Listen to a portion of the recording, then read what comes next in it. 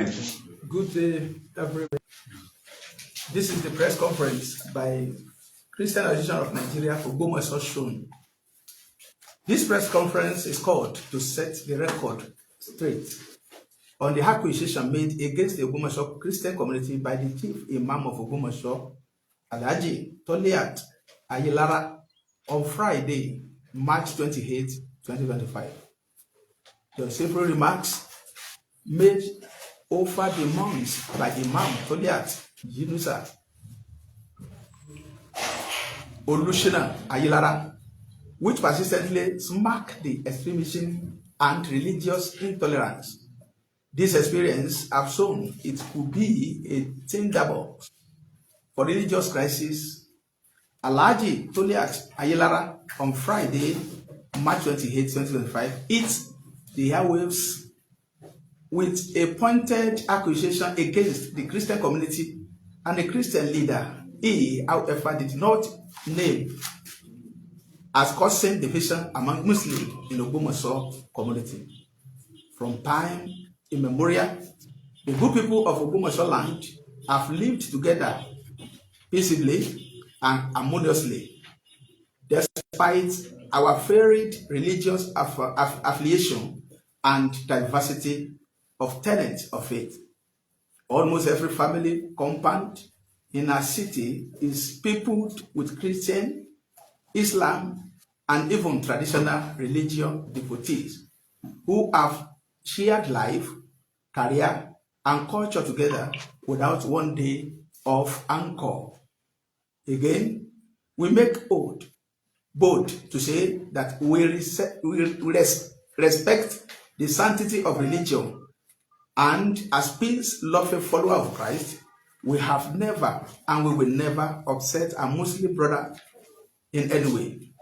To avoid anything that can rupture the peace of religion, using religious volatility as a pivot, we have instructed every member of the Ogbomoso Christian community to avoid making any statement that looks like a verbal assault on Imam Toliat Ayilara or any member of Ogbomoso Muslim community. Any post, video, or verbal attack wrecking the religious hatred and intolerance and bigoted demagogue from anyone or group of people against any leader of Islam in Ogbomoso land does not emanate from us, and such people are not acting on our behalf. There is no doubt that our members are now stirred up and agitated in the face of his unwarranted attack by a religious leader of Imam Toliat Ayilara's status.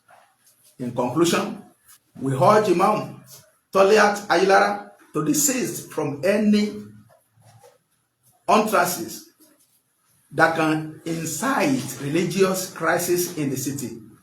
We all know the implication of such a calamity, resulting to blanket accusation against tens of thousands of Christians in Ogbomoso land who never did anything to undermine him or Islam. May the good Lord bless Ogbomoso land. My name is Reverend Moses Adewale Adebola, Ogbomoso Zonal Camp Coordinator. Thanks for listening. ẹ máa farabalẹ̀ ẹnu pẹ́ẹ́sìkà báyìí ẹ máa explain ẹ máa mix ẹ pẹ̀lú Yorùbá so láti ṣàlàyé kókó tó wà nínú ìjẹ̀ka fún. Thank you, sir. A wà níbí gẹ́gẹ́ bí àpéjọpọ̀ ọmọlẹ́yìn Kristi ti ilẹ̀ Ògbómọ̀ṣọ́ local government márààrún, Ògbómọ̀ṣọ́ North, Ògbómọ̀ṣọ́ South, Oríire, Surulere and Ogoluwa, láti sọ nípa ọ̀rọ̀ tí Chief Imam Alhaji Toliat Ayilara tí wọ́n sọ jáde ní ọjọ́ 28 oṣù kẹrin tí a wà nínú oṣù kẹta, ọjọ́ 28 oṣù kẹta ọdún tí a wà nínú rẹ̀ yìí, nípa ẹ̀sùn tí wọ́n fi kan àwọn ọmọlẹ́yìn Kristi nílẹ̀ Ògbómọ̀ṣọ́ pé àwa là ń da ẹ̀sìn ìsìláàmù rú, èyí tí àwa ń sọ báyìí lónìí wípé kò rí bẹ́ẹ̀. Láti àkókò tó pẹ́ o láti jọ ń gbé papọ̀ nílùú Ògbómọ̀ṣọ́. Ẹ̀sìn mẹ́ta tó ṣe pàtàkì ló wà nílùú Ògbómọ̀ṣọ́. A ní Muslim, a ní Christian, a dẹ̀ ní àwọn ẹlẹ́sìn àbáláyé tó jẹ́ pé inú ilé kọ̀ọ̀kan kò sí ilé tí àwọn mẹ́tẹ̀ẹ̀ta yìí ò pé mbẹ̀. A jọ ń gbé papọ̀, a jọ ń nájà papọ̀, a jọ ń jẹ papọ̀, a jọ ń mu papọ̀ tí ò sí wàhálà kankan. Ọ̀ǹtì ìgbà tí bàbá tí ó jẹ́ Alhaji Imam Toliat Yunusa Olúṣínà Ayílára sọ̀rọ̀ yìí pé àwa là ń da àwọn rú léyìí tí ò yí bẹ́ẹ̀. Ògbómọ̀ṣọ́ Christian community àwa gbàgbọ́ pé ọ̀kan náà ni wá, ọmọ ìyá sì ni wá. A sì lè láíláí ṣe tó lè kó bá àwọn ará wa, àwọn èèyàn wa, ẹbí wa, ọ̀rẹ́ wa tí wọ́n jẹ́ ẹ̀sìn kejì tàbí ẹ̀sìn àbáláyé. Èyí la fi wá síbí lónìí láti wá sọ wípé ohun tí Imam Toliat Yunusa Olúṣínà Ayílára sọ kì í ṣe ti àwa kìrìsìtẹ́nì nílẹ̀ Ògbómọ̀ṣọ́. Bí wọ́n bá lè fìdí ẹ̀ múlẹ̀ pé àpéjọpọ̀ kan tàbí ibì kankan wà táwọn mùsùlùmí wà tí kìrìsìtẹ́nì lọ dàbẹ̀rú, a ṣetán láti gbọ́ kí wọ́n ṣàlàyé fún wa. Ọ̀rọ̀ tí wọ́n sọ yìí kì í ṣe tiwa. Èyí ni a fi wá bí lónìí láti wá sọ fún gbogbo àwa tí à ń gbọ́ wa pé ohun tí wọ́n wí yìí, kìrìsìtẹ́nì Ògbómọ̀ṣọ́ wà fún àlàáfíà, a sì máa wà fún àlàáfíà. Kódà àti bá gbogbo àwọn ènìyàn wa sọ̀rọ̀ tó jọmọ lẹ́yìn Kristi pé kò sí ẹnìkankan tó gbọdọ̀ sọ̀rọ̀ tí ò dá sí mùsùlùmí kankan tàbí Alhaji Toliat Ayílára yìí, Toliat Ayílára, wọn ò gbọdọ̀ sọ̀rọ̀ tí ò dá sí. Bọ̀n táwa ń sọ lónìí ni pé ohun tí wọ́n sọ fún ẹ̀sùn mẹ́fì kan wáyé kì í ṣe tiwa. Adúpẹ́ sà.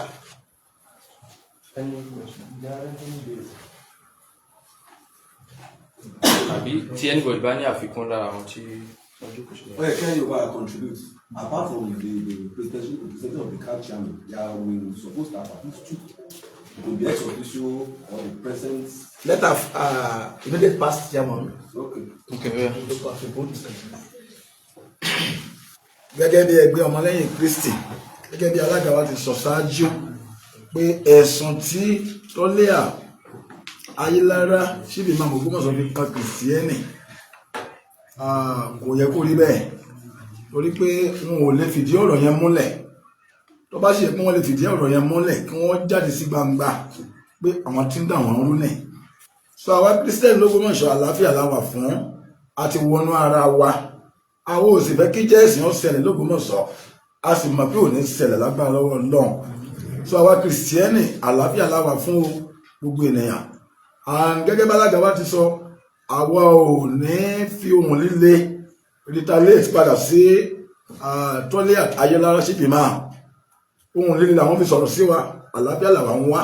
Sọ à ń rọ̀ wọ́n pé irú àwọn gbólóhùn báyìí gẹ́gẹ́ bí aládarí tí wọ́n bá lè fìdí ẹ̀ mọ́lẹ̀ kí wọ́n mọ́ sọ mọ́. Àlàáfíà la wà fún o gẹ́gẹ́ bí kìrìsìtẹ́nì nílùú Ògbómọ̀ṣọ́. Ògbómọ̀ṣọ́ ò sì ní bàjẹ́, Ògbómọ̀ṣọ́ ò ní dàrú, a ò ní rí jẹ́ẹ̀sì nílẹ̀ wa, bẹ́ẹ̀ ni yóò sì rí.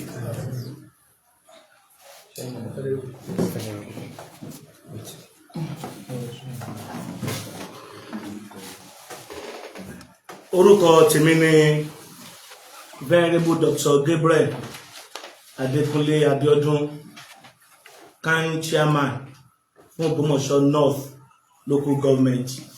Bí àwọn bá ṣe ṣàlàyé síwájú, ohun tí Bíbélì kọ́ wa òní à ń tẹ̀lé.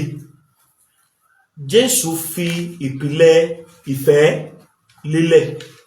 Bíbélì wípé bó sọ ní ipa ti yín, ẹ máa wà ní àlàáfíà pẹ̀lú gbogbo ènìyàn. So àlàáfíà, Jésù yìí gan maládé àlàáfíà ni, bí ó fi ìpìlẹ̀ ìfẹ́ lélẹ̀, ó sì fi àlàáfíà lélẹ̀. Ní tó kọ́ wa nìyẹn gẹ́gẹ́ bí ọmọlẹ́yìn Kristi. Gbogbo ènìyàn pátá la gbọ́dọ̀ fẹ́ràn, gbogbo ènìyàn pátá la gbọ́dọ̀ ní ìfẹ́. Gbogbo ènìyàn tá bá dé jọ gbé irú ẹ̀sìn yòówù kéènìyàn ó máa ṣe, bí a ṣe jọ ń gbéhùn, a gbọ́dọ̀ wà ní ìṣọ̀kan, torí pé ìlú kan lájọ wà, skul kan náà lájọ ń lọ, ọjà kan náà ni àjọ ná. So fún ìdí èyí la ṣe jáde síta wípé ká àpapọ̀ ọmọlẹ́yìn Kristi, Christian Ògbómọ̀ṣọ́ Christian community, kò sí ọ̀nà kankan tí a gbà tá a sì lè gbà láti da ẹ̀sìn Islam rú, kò possible. torí wípé àlàáfíà ò ní àwa wà fún. A sì kìlọ̀ fún gbogbo àwọn ènìyàn wa tájà àwọn ọmọ wa àwọn ọ̀dọ́ pé kẹ́nikẹ́ni ó má sọ kankan. Ìdí nìyẹn pé ẹ̀ tí fi gbọ̀n kankan láti ẹnu anybody, torí wípé a fẹ́ kí ìlú Ògbómọ̀ṣọ́ bí a ṣe ń gbádùn àlàáfíà bọ̀ láti ìpìlẹ̀ wá, àwọn bàbá wa bọ́ ṣe fi lé wa lọ́wọ́ nìyẹn. A gbọ́ nínú ìtàn rí wípé ìjà ẹ̀sìn wáyé rí ní Ògbómọ̀ṣọ́, a sì gbọ́dọ̀ gbọ́ wípé kò ní ṣẹlẹ̀, kò sì ní wáyé. Ọlọ́run yóò sì dì wá mú, yóò sì ràn wá lọ́wọ́. Olùgbé Ògbómọ̀ṣọ́ ní orúkọ orí ọ̀fẹ́ Ọlọ́run á máa wà ní àlàáfíà. Ẹnì kọ̀ọ̀kan wa náà ilé kọ̀ọ̀kan á máa wà ní àlàáfíà. Ẹ ṣé, thank you. Ẹ ṣé gan. Láti gbàdá mo sí ní orúkọ ìbílẹ̀ kan sí. Kí crisis yìí kó tó di pé ó fẹjú. Bíbélì náà sọ wípé ìbùkún ni fún olùlàjà. Ṣé káwọn ti gbé gbèsè láti wá peace láàrin ìmáàmù àti kábíyèsí Ọbádáńjì kó tó di pé irú àwọn statements tí ìmáàmù sọ ló jáde sí? Àwa ò rí crisis kankan ní Ògbómọ̀ṣọ́ gẹ́gẹ́ bí ọmọ lẹ́yìn Kristi, torí pé orí ọ̀fẹ́ Ọlọ́run àlàáfíà la wà fún. Ní tó bá sì kànyàn èèyàn dá sí. Ẹ ṣé. Sir, yes, sir. You can recall that this is not the first time the chief imam of Ògbómọ̀ṣọ́ land, Alhaji Goliath Ayédára, were making this kind of incitement against Christians in Ògbómọ̀ṣọ́ land. Now, if this kind of attack against Christians, and especially can persist, what do you think the Christians in Ògbómọ̀ṣọ́ land, what do you think should be the next move, the next thing for the Christians in Ògbómọ̀ṣọ́ land? This is a very first time we are hearing this kind of accusation. And with this step we have taken today, we believe that it will never happen and it will never happen again. Thank you. Apart from the message being presented on that set day, have you heard anything from a man or his followers or any other Muslim body that's against the Christendom, most especially in the nation? Ever since then, we've never had any accusation levied against Christianity. We've never had it. Except the message is said I used to send every month. But it was not intentional that I sent message to him. It's a bulk message being sent every month to everybody on my platform. So I heard that he made a statement that every month I send message to him. It was not intentional. It's a bulk message. It's a bulk message. So ever since then, we've never heard anything again from him. We are for peace in Ògbómọ̀ṣọ́ land. We are not fighting anybody, and we pray we will not fight. Religious crisis will not erupt in Ògbómọ̀ṣọ́. Amen.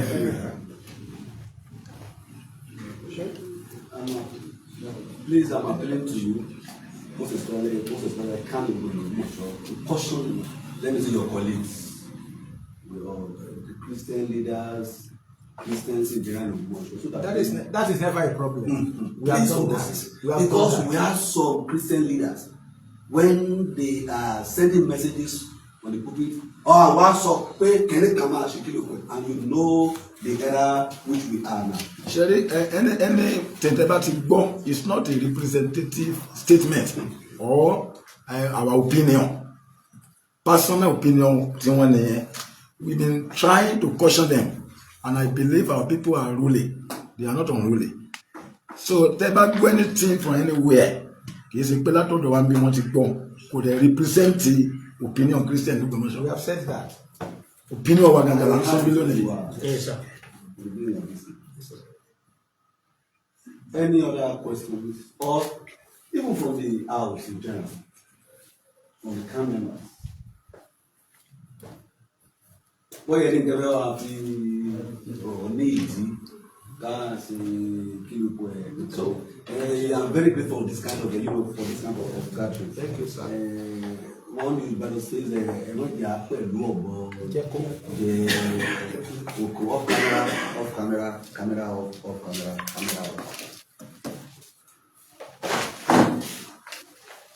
Are you with me, my dear cameraman? Off camera off.